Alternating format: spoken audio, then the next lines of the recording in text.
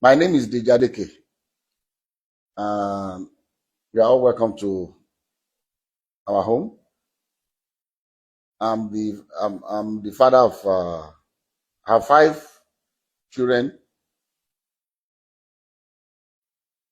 3 boys and 2 girls. David Adeleke, that you all know as Davido, is the baby of my family, is the last born. And I'm calling this press conference. This is my ever first time of addressing the press. And for just one single reason. I'm not on the social media, but I'm sure those of you in the social media will have been inundated with all kinds of talks about almost every year this thing, keeps coming up regarding uh, one little girl called Anulupo that lives in Ibadan.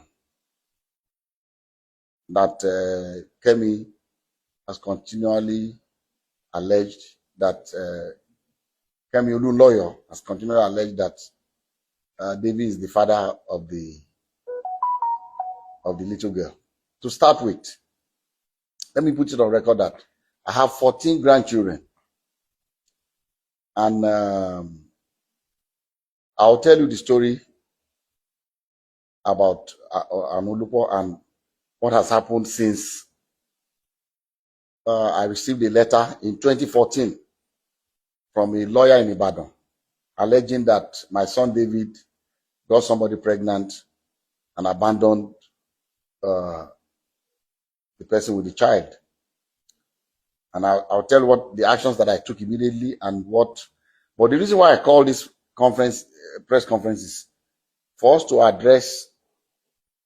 I'm not even sure if it's legal for someone to impersonate a minor.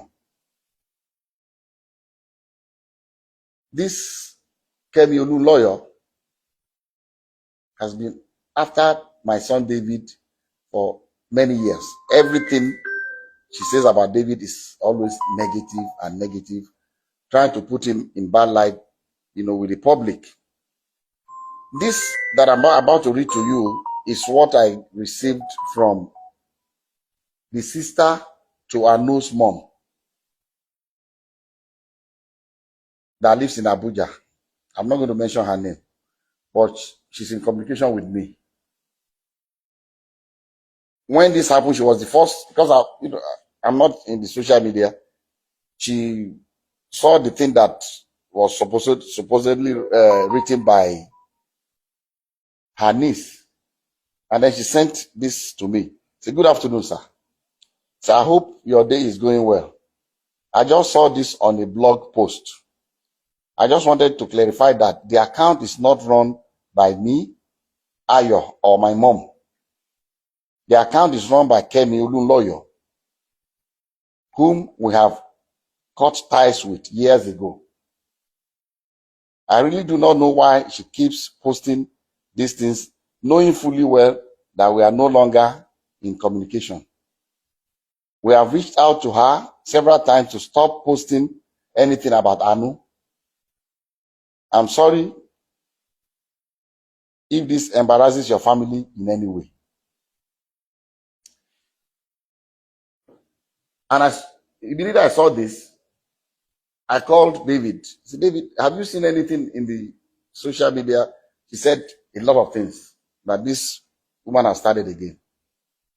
And I've always told David to ignore this woman, because someone that her own son, her own biological son, has come out to the general public to say that it disowns her, she's no more her mom, she's crazy, she's that. So if her own son can say that about her, why should we bother about what she says about David? That was why I've always told him, please just ignore her, and move on with your life. So when I received this, and on YouTube, I've seen all kinds of things people have been saying, and I just said, look, maybe this might be a good time for me, as head of my family, to say our own side of this story. Like I said, I have 14 grandchildren. So what will one more do? Is it that I will not be able to afford to do things for her, or bring her into my family. But there's science, DNA. If you say you are my granddaughter, and the science has proven that you are my granddaughter, I will gladly accept her. So let me tell you the story of how I got to know about Anu. I received it.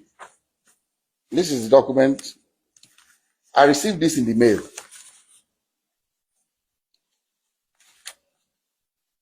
Through DHL to my office. This is the DHL sent to me by Bandele A. Aiku and Co. from Ibadan in 2014 by DHL. And in the package, there are pictures of a little girl and pictures of David. I mean, they put David picture, with the little girl. This was maybe they took, I don't know where they cropped David's picture and put it. And this, the mother of the girl. So I received this in the mail 2014. And in that mail also, curiously, there was the birth certificate of the child. And what caught my attention was that in the record of the birth certificate, it said full name of father, Adeleke David. Full name of mother, Adeleke Ayotomide. How can she be Adeleke? So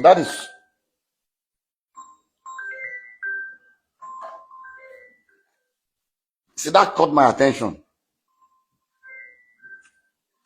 And then also in that DHL package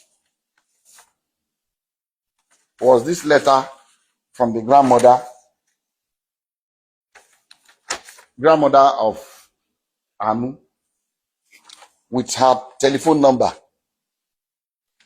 I'm going to still show everybody up close so you can see everything. And he wrote, "Dear sir, I know you and your family are in good health and your work is thriving well because the Lord has been good to you, so I do not expect otherwise. Sir, I'm a widow with 2 daughters. I lost my husband 13 years ago and have single-handedly raised both of them with the help of God, but still having been, but it has been very challenging. Early last year, my eldest daughter, Ayotomide, informed me that your son, David Adeleke, was responsible for her pregnancy. Their meeting occurred when your son came to Ibadan for a show. I sat with her as a mother to ask her about the father of the child, and she has confided in me so many times that your son is indeed the father of her child. She put to bed on November 19, 2013, and gave birth to a baby girl. So I'm not trying in any way to extort you, but to ask that your son steps up for paternity tests to confirm and take full responsibility of his daughter. I'm also not asking your son to marry her at all. Contained in this envelope are pictures of the baby and my daughter. Sir, I know you are a God-fearing man, and I plead with you for the sake of the pain that a widow goes through to raise our children, that you give me a quick and favorable response. Thank you and God bless you. Immediately I saw this letter, even before calling David, before telling David, about this letter, I called this woman and I said, look, I've not spoken to my son yet, but I'm going to speak to him. But I'll suggest to you to give me your address in Ibadan. I'll send my driver to come and know where you live. But I can assure you that if this girl is my granddaughter, you have no problems with me. I'll welcome her into my family happily. She was happy. She gave me her address. I gave the address to my driver. My driver went to Ibadan the next day to know exactly where they live. And I told her that, look, the hospital that I use in Lekki here is an Indian hospital, Vedic hospital. That's where I do my checkups and everything. And that I can ask the hospital to arrange for a DNA test. So when I went to the hospital, I went there myself. The hospital told me that they don't actually do the DNA test in-house, but there's a clinic that they partner with that they will invite to take samples of both the child and the father. But these samples will be sent to South Africa for analysis. A laboratory in South Africa, because it's not done in Nigeria. I don't think they have a lab in Nigeria that can do the DNA analysis. And I said, okay. And I called her, gave her the information that anytime they are ready, I'll send my driver to pick you up from Ibadan. So on the appointed day, I sent my driver to Ibadan very early. And my driver brought the mother of the child, the grandmother, and the baby. The three of them came. And because my driver knows Vedic Hospital, they came in. They were already there before I came in with. I asked David to come here and Lati, his aide. So David, myself, and Lati went and we met them at Vedic Hospital. We went upstairs and the Indian doctor said, he will allow only David, myself, the grandma, the mother of the baby, and the child. Lati can wait. So we're all in the same room. And he told us the procedure. It was not, I've read in the social media that they were drawing blood. It was not done by blood. It was from their saliva in their mouth. So they brought the thing and swapped David's and put it in the container and sealed it. Swapped the baby's own and sealed it. And they told us that these samples will be sent to South Africa for analysis. And then when it's ready, myself and the mom and the grandmother grandmother of the baby, signed that both of us would be the ones to receive the result.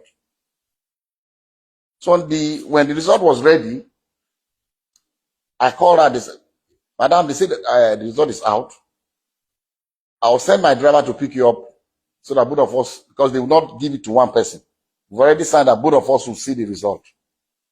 So we went and they opened the result before both of us.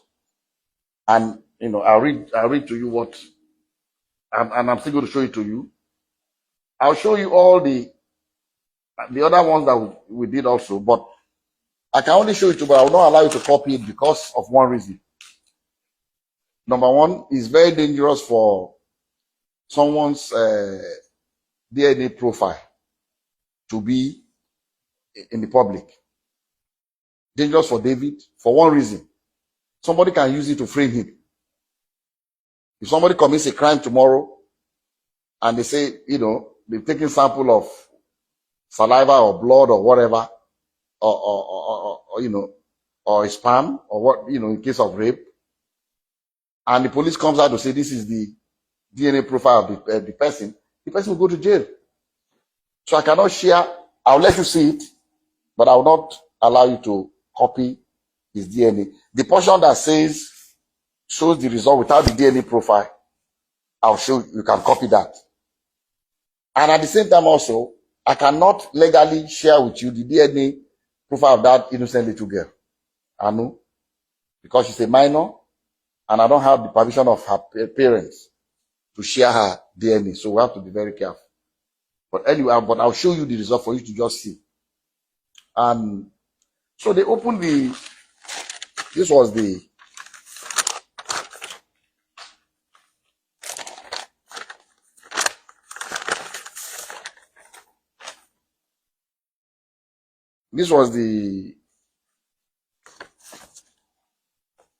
the first DNA. This is the original copy that I was giving one, and the grandma was giving another one. And at the end of the whole story, they wrote here that probability of paternity 0.00%. And the mom asked the lab guy that, what does this mean? He said, it means that David is not the father of this child. And she was really disappointed. She broke down. She was crying, the grandmother.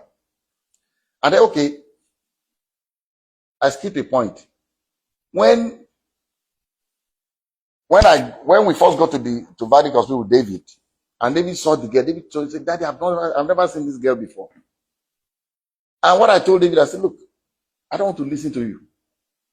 Whether you've seen her before or not, all I want is this DNA test. I don't want to know the story. I don't know what happened. I don't want to know. As if this girl is our child, I'm taking her. That was settled. And David was, asked the girl, have you seen it? I said, stop, don't talk to her. So that would be, it's like you're harassing her. Don't. So the girl was very quiet. Girl, she didn't say anything. She kept quiet. So we went. So the mom was disappointed, was crying that the result was not what she expected. And I told her, I said, look, people can make mistakes. Maybe they made a mistake in the lab. Maybe there's something. What I would suggest to you is, let us do 2 more tests. I'll advise that you please stay in Lagos for 1 week. I'll pay for your hotel. Since the baby is here, the mom is here, the 3 of you should stay. Find 2 more reputable places. I don't know where else. This is the only place I come that can do this DNA test in Nigeria. So that I can go there and do it before. So I give some money to my driver. Go and get the hotel. Make sure they are comfortable. Give them some money to keep. And if you want a driver to drive around, fine.